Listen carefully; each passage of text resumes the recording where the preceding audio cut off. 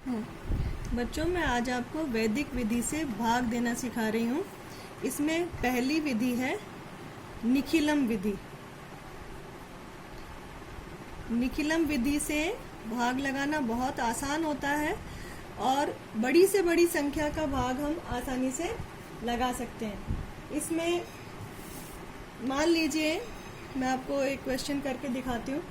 एक संख्या है 111034 और उसमें हमें भाग लगाना है 879 का। और आपके सवाल में लिखा हुआ आएगा कि सूत्र निखिलम आपको यूज़ करना है, तब ही आप ये विधि लगाएंगे। अगर कोई नाम लिखा हुआ नहीं आता है, सिर्फ ये लिखा हुआ वैदिक विधि से भाग दीजिए, तो आप किसी भी विधि का इस्तेमाल कर सकते हैं। निखिलम विधि से भाग लगाने के लिए हमें 3 खंड बनाने होंगे। प्रथम, द्वितीय और तृतीय। भाग देना कैसे प्रारंभ करेंगे? हम पहले ये देखेंगे कि ये जो भाजक है, देखो ये तो होता है भाजक जिसका हम भाग दे रहे हैं, और जिसमें भाग दे रहे हैं वह है भाज्य। ठीक है, तो भाजक में 889 में कितने अंक हैं?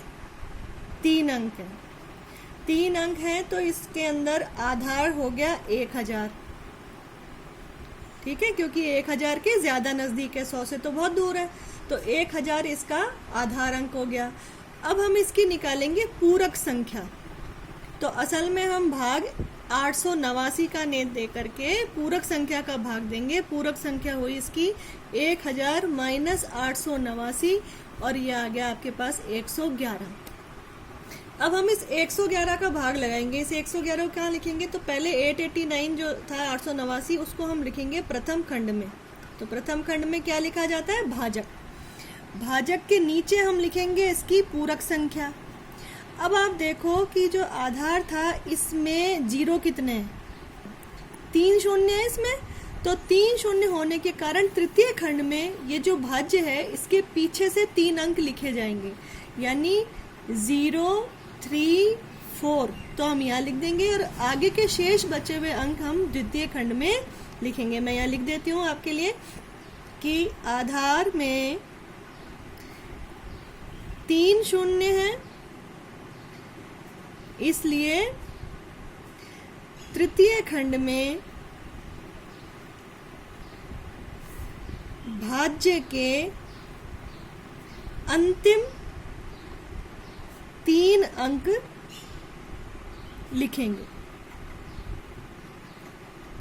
शेष निखिलम अंक, बाकी को बोलते हैं निखिलम अंक,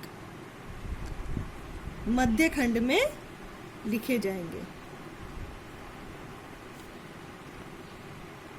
अब आप देखेंगे भाग देना कितना आसान हो गया।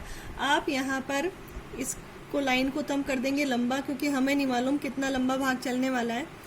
अब आप देखिए 1-2 लाइन छोड़ करके और हम यहाँ पर लाइन खींच लेते हैं। जो मध्य खंड आएगा उसमें लिखा जाएगा भागफल। ये जो भी नंबर यहाँ पर आएंगे वो हमारा भागफल बन जाएंगे, और जो लास्ट का खंड बनेगा ना उसमें आ जाएगा शेषफल। काम कैसे करना है? सबसे पहले आप ये जो फर्स्ट नंबर है इसको ऐसे कैसे नीचे उतार लो बिना कुछ करे, कुछ भी नहीं करना। अब 111 जो है इसको आप गुणा करो इस 1 के साथ। 111 एकम 111। इस खंड को तो हमने छोड़ दिया खाली, और यहाँ हम जमा के लिख देंगे 1 1 1 111, ऐसे लिखा जाएगा। अब क्या करेंगे? अब यहाँ पर दूसरा काम हमने कर लिया, इसलिए यहाँ लाइन खींच दी और इस 1 और 1 को जोड़ करके यहाँ नीचे लिख दिया 2। अब हम इस 2 से इसको गुणा करेंगे। 111 को 2 से गुणा किया 222, तो 2 2 2 ऐसे लिखा जाएगा, और यहाँ जगह पूरी भरने के लिए हम डैश लगा देते हैं। अब हमारा काम है इनको जोड़ दो, है ना। तो मैं आपके समझने के लिए यहाँ प्लस का चिन्ह लगा रही हूँ, बाकी एग्जाम में आपको लगाना नहीं है। 2 और 1 3, 3 और 1 4, यहाँ पे लिख दिया 4। अब आप इस 111 को इस 4 से गुणा करो, 444 आ जाएगा। ये वाला स्थान अब खाली छूट जाएगा और यहाँ लिखा जाएगा 444। अब आप इन्हें जोड़ दीजिए, कुछ नहीं करना, हमारा क्रिया खत्म हो चुकी है। 2 और 1 3, 3 और 4 हो गए 7, 4 2 6, 6 और 3 हो गए 9, 4 और 4 8। आपको बस ये ध्यान रखना है कि ये जो शेषफल बच रहा है ये 889 से कम होना चाहिए।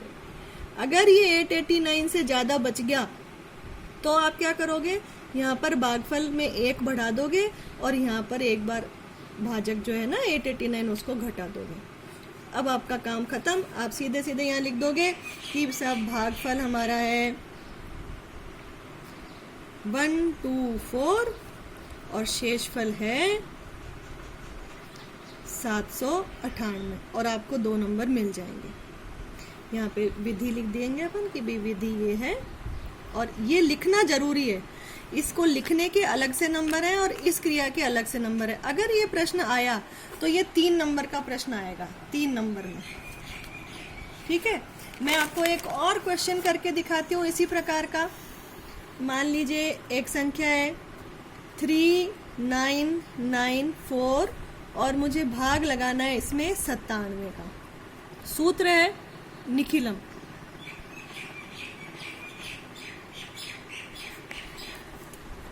क्या सीखा हमने कि 97 का आधार संख्या क्या होएगी, 97 किसके नजदीक है, 100 के, तो 100 तो हो गया आधार। अब हम क्या निकालेंगे, इसकी पूरक संख्या। 100 में से 97 घटाया, आप लिखोगे 03। 03 लिखना जरूरी है क्योंकि आधार में 2 शून्य है, तो यहाँ पे 2 अंकों की संख्या लिखनी है आपको। ठीक है, 03 हो गया। अब क्या करना है, 3 खंड बनाने। ये 3 खंड बन गए। भाग किसका लगा रहे हैं, 97 का। क्योंकि हम वैदिक विधि से भाग लगा रहे हैं, इसे 97 की जगह पे हम यहाँ इसकी पूरक संख्या लिखेंगे 03। और द्वितीय खंड में हम क्या लिखेंगे, आप देख रहे हो इसमें शून्य कितने हैं, 2। किसमें, आधार में। आधार के शून्य 2, इसलिए तृतीय खंड में 2 अंक। तो पीछे से 2 अंक देख लीजिए आप इसके, 94। तो 9 और 4 तो यहाँ लिखा जाएगा और शेष 39 आप यहाँ लिखोगे। ये प्रथम, द्वितीय और तृतीय खंड हो गया। अब इस 94 में आपको भाग लगाना है। बड़े ही आसानी से आप भाग लगा सकते हैं। सबसे पहला काम, इस संख्या को ऐसे कैसे नीचे उतार लिया, 3। अब 03 का 3 से भाग लगाइए, 3 तिया 9, लेकिन हम लिखेंगे 09। 03 को 3 से भाग लगाया, 0 और 9, एक एक अंक के नीचे एक एक अंक लिखना है। अब ये इधर डैश लगाना है, 9 और 0 जोड़ के लिख देना है 9। ठीक है, अब आपका काम है 9 से गुणा कीजिए। 9 को 3 से गुणा किया, 9 तिया 27। ठीक है, तो यहाँ लिखोगे आप 27।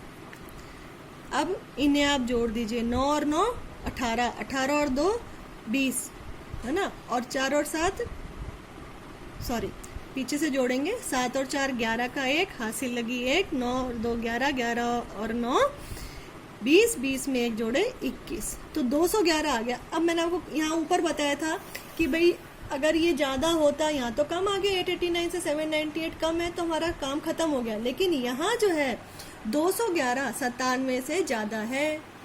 97 से ज़्यादा होने के कारण आप लिखोगे शेषफल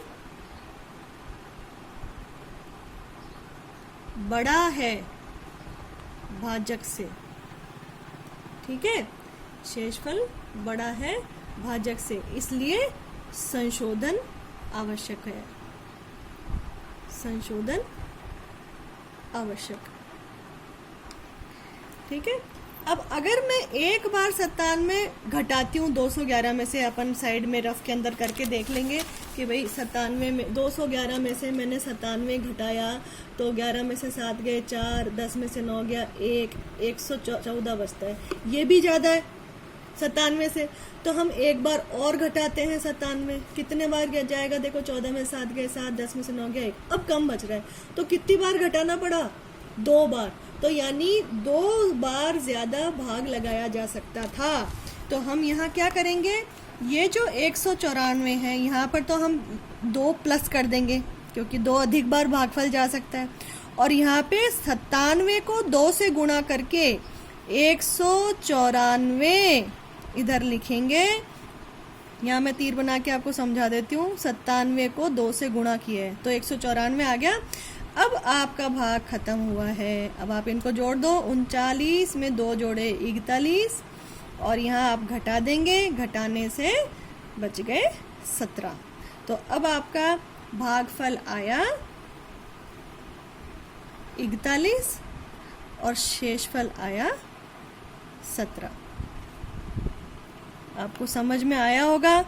फिर भी मैं ये चाहूँगी कि आप अपनी बुक खोल करके उसमें जो एक्सरसाइज में और सवाल दे रखे हैं उन्हें आप अपने आप करना। एक सवाल अब मैं आपको बता रही हूँ। सूत्र परावर्त्य योजयित का, परावर्त का और ध्वजांक का। ध्वजांक विधि भी बहुत इम्पोर्टेंट है। मोस्टली आपके निखिलम या ध्वजांक में से ही एक प्रश्न आएगा, वो मैं अभी दूसरे वीडियो में डाल